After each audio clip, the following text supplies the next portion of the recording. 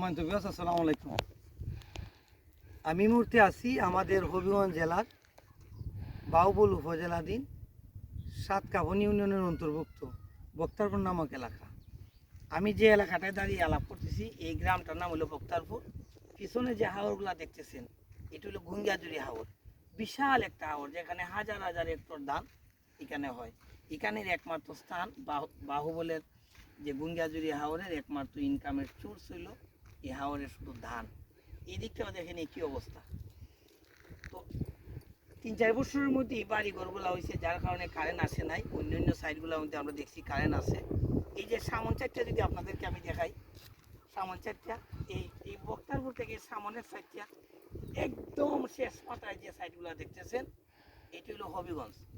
এই যে হবিগঞ্জটা দেখতেছেন একদম নিকটে, এখান থেকে 60 কিলো গেলে নিকটে। আবার এই দিক থেকে যদি আপনি বাহুবলে হইয়া যান তাহলে প্রায় 35 কিলোমিটার যাইতে হয়। এখানে সামনে একটা ব্রিজ আছে, এই ব্রিজটা দেওয়ার পরেই কিন্তু বক্তারপুর সারাংপুর জাইরা জগৎপুরের একমাত্র চলাচলের রাস্তা হয়ে যাবে হবিগঞ্জ।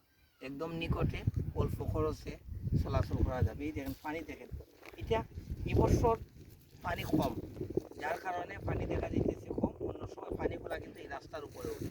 এটা কিন্তু এটারে বলে আবুরা সড়ক, মানে এটা বুড়া সড়ক। আবুরা সড়ক কতগুলা সড়কের নাম আছে। এটা যখন এই পানি নিচে তলিয়েও যায়, আবার শুকনা জায়গার মধ্যে থাকে। এই জায়গার অবস্থাটা খুব সুন্দর একটা পর্যটক এরিয়া। প্রচুর রৌদ্র, গরমের দিন। আজকে যে অবস্থার মধ্যে আসছি, বিকাল টাইমে হয়তো অন্য কোনো সময় যদি আপনাদেরকে আসি এই জায়গাটা দেখাই, এটা দেখার মতো একটা জায়গা, একটা পর্যটক এরিয়ার মতো একটা জায়গা।